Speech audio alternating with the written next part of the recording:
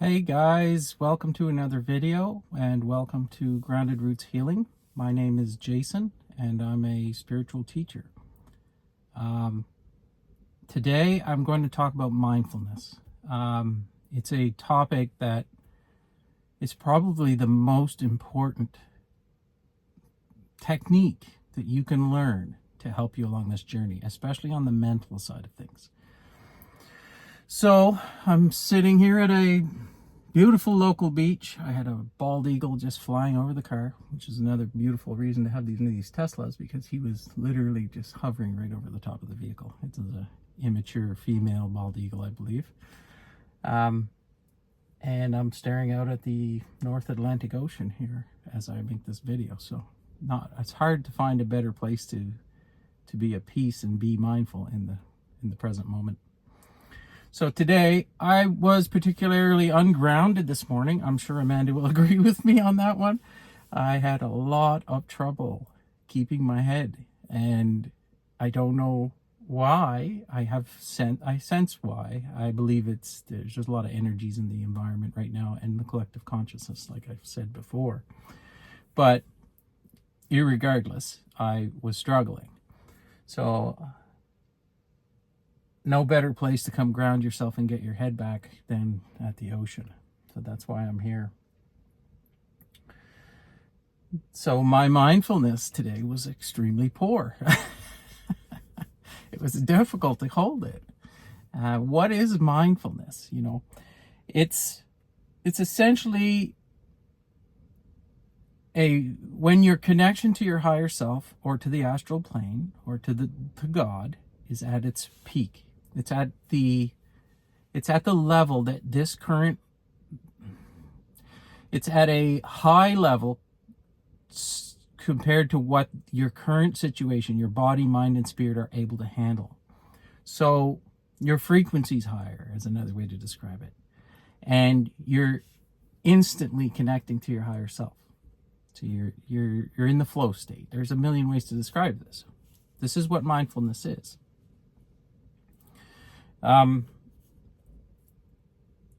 Being constantly in the moment is another way to describe it. So not allowing your monkey mind to take over at any point. And if it does come up, like when we're in meditation, you're able to disassociate or distance yourself from the thoughts. So it's a tough one. But it's also the most important thing you can do to help your brain and your consciousness get a little bit of a break. So how do we do this? How do we hold that connection high at all times? How do we keep our vibrations as high as possible at all times? Now, I've said many times, this isn't an upward path. It's not a upward slope where you just make progress and you never fall backwards. It is absolutely a 2 steps forward, 1 step back situation. And I had my step back this morning. So my vibration in general is higher, but when your energy levels drop, you may as well be back at square one. It's what it feels like. So the key here is to not get discouraged. You have made progress. You're not back to square one, even though it feels like that when you're in that ungrounded state. You have all this knowledge. You've dealt with all this other things. You will get it back. So it's to give yourself some grace and some credit. Just don't be so hard on yourself. And I'm speaking to myself here because I have been exceptionally hard on myself. Whenever I have one of these setbacks, if you could call it that, which it isn't, it's actually progress. If you have to start looking at it that way. In the past, I've always had the opinion that I failed in some way. There is no way to fail this. You can't fail. You're learning the lessons, and in order to learn the lessons, sometimes the universe has to put you back to ground zero so you can kind of take away all those skills that you've learned to hold yourself high, put you back in that mindset so that you can experience it. If you stay awake, you're not going to be able to be drawn back into the matrix. And in order to learn that little lesson or to deal with that trauma, you have to be back in it, which means your vibration is going to drop. It's going to happen to you. It has to be okay. Now, it's really important that the people in your life understand what's happening, because in my case, I have Amanda. That's my wife. And she's been on an awakening journey as well. And she knows when this is a genuine gripe and when it's just an ungrounded, grumpy person. When I'm dealing with something, we have like a code word, and we say it, and then the other person realizes, okay, I'm ungrounded, and I need to go ground myself. Step one: get your vibration a little bit higher, and then start to think about what the actual lesson is in this particular instance. So that's the way it works. Now, if you're by yourself, or you're not fortunate enough to have somebody who understands this, it's going to be up to you to shield yourself and to protect yourself from the outside world. And the only way to do that is to harness mindfulness, or presence, as it's sometimes called. Now, mindfulness practice is the basis for Buddhism, without a doubt. Zen Buddhism, most of the various other types of Buddhism, like Tibetan Buddhism, it's absolutely a tenet of it. They also have, it's a shamanic system, as far as I know. It's the same in Hinduism. Essentially, it's the same in the Gnostic Christian teachings. Prayer. What do you think monks are doing, right? So these particular humans that have sought to gain enlightenment and have gone down these paths of isolating themselves in order to have no outside influence on them so that they can ascend higher, that's fine, but that's not the point of this game. The point of the game is not to attain enlightenment and go live in a cave and not be able to show anyone. You're not going to learn the lessons of this planet, this schoolhouse, if you're not interacting with other humans. So I have a lot of respect for these people, but this isn't the middle path. In Buddhism, there's the middle path is considered to be the highest path. That's where you're not too drawn into the mysticism of this and isolation, and you're not too involved in the 3D matrix. You're using your knowledge to navigate the 3D matrix and learn the lessons. This is the middle path. So when we all reach that point where we never get drawn into, none of us get drawn into the matrix, that is when the collective consciousness will have ascended, and this planet won't be the same. I can't describe to you what it would be like. It'd be like having, everyone's a Buddha, and how amazing would that be if everybody treated each other and we were all coming from that place? We're headed there. So it's exciting for me. I know it's a ways off, as we say here, and there's still some time before we get there, but this is the beginning stages of this, in my opinion. We're all a network of individuals on this planet, and we're all trying to navigate this matrix. And, some of us will make it, and some of us won't make it on this iteration, on this life, this incarnation. It's not... I'm getting off topic. It's a very complicated system, and it's not meant for everyone to make it through to the next phase. We can go into details on that and how that's going to work and transpire, let's say. As I said before, I'm clairvoyant, so I've seen this. I've seen how this is going to go. And it's beautiful. So don't be nervous. Don't be afraid of anything. We're on a path to the most amazing time in human history, for sure, without a doubt. So mindfulness. Mindfulness is essentially meditation while moving, while interacting in the world. So as you meditate, you raise your vibration, you make a robust connection to your higher self, you have a good separation between the monkey mind and the conscious mind. You're able to distance yourself from the illusion. Now, mindfulness is just doing that while you're actually interacting in the world. Being present and understanding that while you're talking to someone, while you're washing your hands, while you're doing any task in the world. Now, it's a practice. They call it mindfulness practice. This doesn't mean mindfulness, I get it, I'm done. You have to cultivate this. It's going to be a challenge. You're going to have to work at it. It's no problem. Like, the easiest thing in the world for me is to sit down on a rock where there's no people around me and meditate. I'm doing mindfulness. I'm in the moment. I've done all those things that I've said, like cultivated a higher connection to my higher self.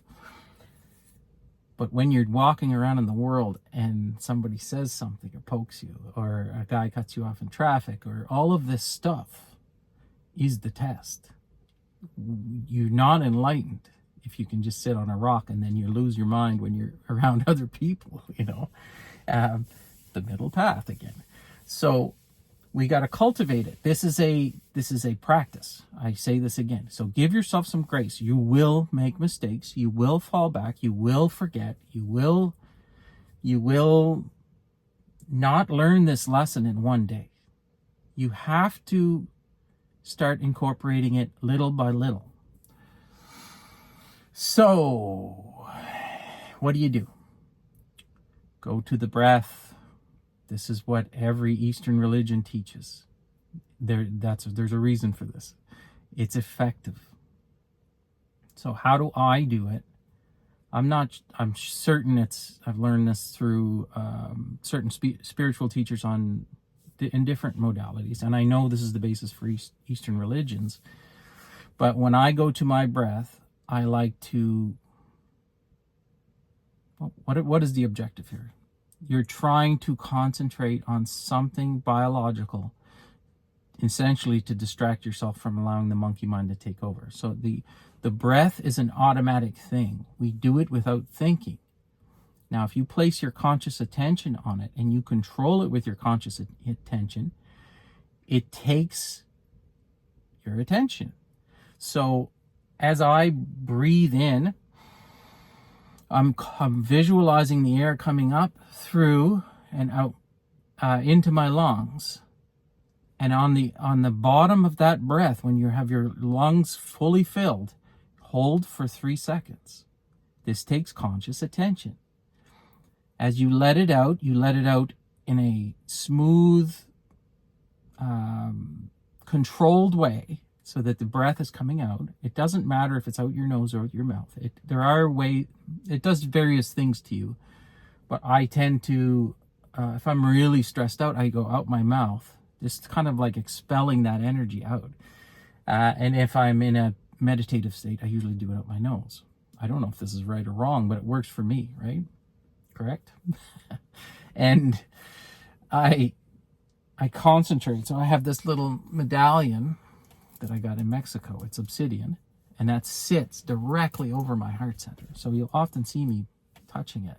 It's another way to put my conscious attention in this particular spot. So I'm concentrating on putting my breath into my heart center. Now, this goes back to the breath work. I'm trying to transmute energy. What that means is I'm trying to take a thought that's low vibrational and breathe it into here and have that chakra work on it and transmute it. So that's a secondary thing with this breath practice. So that's just something I do. I don't know if you need to do it or if it would help you, but that's what I do. So I'm breathing in, I'm holding on the bottom of the breath while my lungs are inflated for 3 seconds. I'm allowing the breath out at a slower pace than I took it in. And then I'm holding when my lungs are completely empty for 4 seconds, or 4 ta-ta-tas. If you know, you know. And that practice forces you to be consciously focused on your breath at all times. If you deviate from it, you want to draw back to the breath. Okay? So now you're practicing this in a meditative state, and then you want to try to incorporate this while you're out in the world, and while you're washing the dishes, and while you're doing anything. Just try to incorporate this into your everyday life and see how it goes. Now, like I said, this isn't going to go perfect. You're going to make mistakes. You're going to forget about it, and don't beat yourself up over it. Don't give yourself some grace. This is hard to do. It's hard. We've been trained our entire lives to not think about these automatic things that our body does. And we're trying to retrain our brains. So it's going to take time and practice, mindfulness practice. So how powerful is this? You can fix almost any problem you have with this. So find, if I'm not resonating with you the way I'm describing this, go look at Eckhart's teachings. This is what he teaches. It's amazing. It's what resonated with me the most. He's very good at this. This is what his entire books are based around, the power of the now, staying in the moment, which means you're not off on some thought train into the past or future, which don't actually exist in this now moment. But how powerful is this? Well, say, for example, you have a particular thought that triggers you. It causes you anxiety. So this thought pops up. You don't know where it comes from. And it triggers an anxiety reaction in your body because it's a thought about something that triggered anxiety in the past. It was maybe a legitimate reason for you to have anxiety back then, but right now, in the present moment, it shouldn't be affecting you. So it triggers the anxiety in your body that it's experiencing, and the chemicals and an automatic reaction that your body's having is triggering more anxiety. And then the more anxiety that your thoughts are having is triggering it in your body. And it just goes on and on and on this vicious cycle. You can break this with this practice. So how powerful is that? Now, if you do that in combination with what I was talking about, breathing into your heart center and transmuting it, changing it, this can be life-changing for everyone. I know it. It's been for me. The better you get at this, the more likely you are to be successful in that you break that loop. So when you have that thought that's inducing your anxiety, you breathe it into your heart center in a controlled, mindful way. You transmute that, which is, in other speak, would be rewiring the neural pathways in your brain. So the thought comes in, you breathe it into your heart center, you transmute it, and in a mindful way, you focus it and you release it, and then you keep doing that until it stops coming up. Now think about this. All these triggers that you have that you don't need to have anymore can be fixed using this practice. You can stop them in their tracks. You can change them and you can let them go. So how important is that? It's the number one thing you can do.